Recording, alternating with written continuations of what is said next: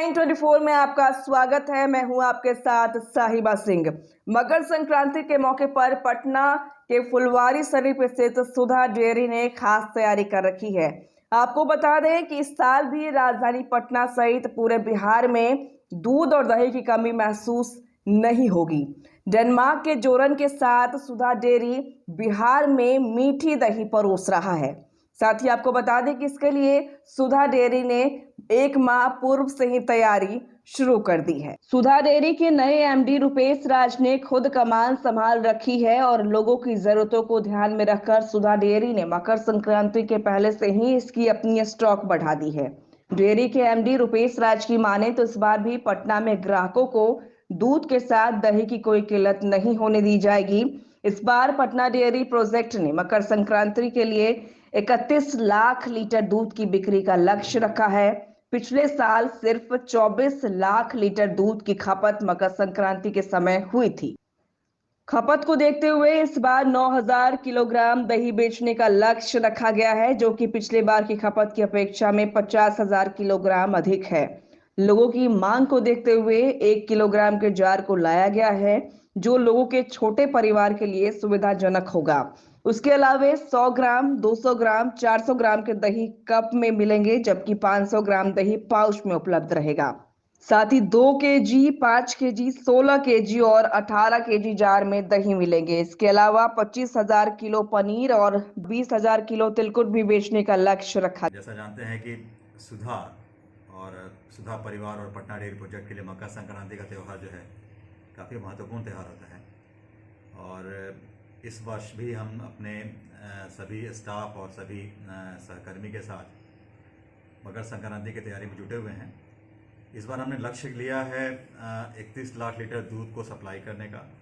साथ में 9 लाख किलो दही हम सप्लाई करेंगे अपने उपभोक्ताओं के लिए, 25,000 किलो पनीर और 20,000 किलो हम तिलकुट सप्लाई करने का हमने लक्ष्य लिया है। ये एक नॉर्मल सप्लाई से काफ़ी लगभग 2.5 से 3 गुना सप्लाई हमको करना होगा इस मकर संक्रांति के अवसर पे। तो इस पीरियड में सप्लाई करने के लिए बहुत सारी व्यवस्थाएं करी गई हैं। प्लांट के लेवल पे हम अपना जो प्रोडक्शन कैपेसिटी है इसको फुल कैपेसिटी में यूज़ करेंगे। हमारा स्टाफ जो है लगातार 24 घंटा पूरी मुस्तैदी के साथ काम कर रहा है। साथ में जो विपणन और मार्केटिंग से रिलेटेड एक्टिविटी है वो मार्केटिंग डिपार्टमेंट हमारे सभी रिटेलर बंधु और डिस्ट्रीब्यूटर के साथ काफ़ी मुस्तैदी से जुटे हुए हैं। साथ ही साथ हमारे उपभोक्ता को समय पे प्रोडक्ट मिले, दूध, दही, पनीर, तिलकुट, अलग अलग मिठाई। इसके लिए हम लोगों ने अपने डिस्ट्रीब्यूटर को अधिक गाड़ियाँ उपलब्ध कराने के निर्देश भी दिया हुआ है। साथ में हम लोग दही के लिए और स्पेशली तिलकुट के लिए हम लोग दही एक्सप्रेस भी हम लोग चला रहे हैं।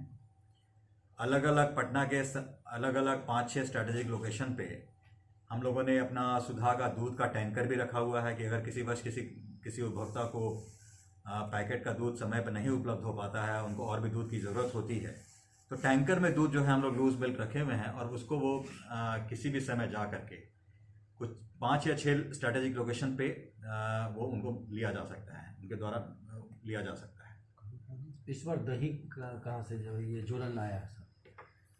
दही का जोरन जो है देखिए, डेनमार्क का जोरन जो है हमारे पास है, बट भारत में क्या हुआ है कि बहुत अच्छी तकनीकी सुविधाएं भी आ गई हैं और डेनमार्क के जोरन के बिल्कुल उसी स्तर का जोरन जो है हमारे भारत में भी बहुत सारी तकनीकी जो है सुविधाओं के द्वारा ये मिलना शुरू हो गया है। तो वो जोरन भी हमारे पास उपलब्ध है।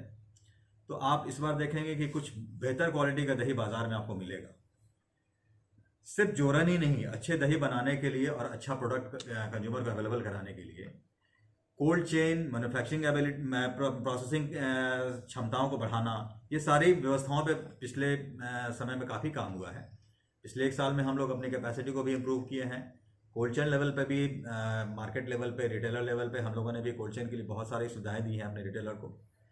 हमारे पास रेफ्रिजरेटेड वैन भी आ गया है, इंसुलेटेड वैन भी है, जिसके द्वारा हम पटना में तो ही, पटना के साथ साथ जो अगल बगल का जो शहर है उसमें भी और जो हमारा सैटेलाइट एरिया है उसमें भी हम प्रोडक्ट अवेलेबल करा रहे हैं। इस बार देखिए आप, मौसम में कुछ बहुत जितना हर साल ठंडा होता था उतना ठंडा नहीं है। फिर भी जो हमारी सुविधाएं हैं इतनी विकसित हो चुकी हैं कि हमारे रिटेलर को प्रोडक्ट को रखने में अब तकलीफ नहीं होगा, और ऐसा हम लोगों ने ये सब व्यवस्था को इंश्योर किया हुआ है। कंज्यूमर जो है उनको सब कुछ बिल्कुल समय पे मिले, तो हम लोगों ने अलग अलग टाइम पे प्रोडक्ट का डिलीवरी जो है हम लोगों ने पहले मॉर्निंग और इवनिंग सप्लाई में करते थे। इस व्यवस्था को कहीं पे कोई त्रुटि नहीं रह जाए, कहीं भी दूध का सप्लाई में या प्रोडक्ट के सप्लाई में दिक्कत नहीं हो, तो हम लोगों ने बैकअप सप्लाई का भी उपलब्ध कराया, व्यवस्था करा हुआ है कि मान लीजिए किसी रिमोट प्लेस पे कहीं कुछ प्रोडक्ट कम पड़ गया तो अलग से तुरंत उसको हम लोग कर सकेंगे। तो इसके लिए हमारा एक टीम गठित कर दिया गया है। गांव के लेवल पे हमारे जो प्रोक्योरमेंट के स्टाफ हैं जो हमारे दूध संग्रहण की एक्टिविटी को सपोर्ट करते हैं, उनका भी हम हेल्प ले रहे हैं। वो उस लेवल पर वहाँ पे मॉनिटरिंग करेगा।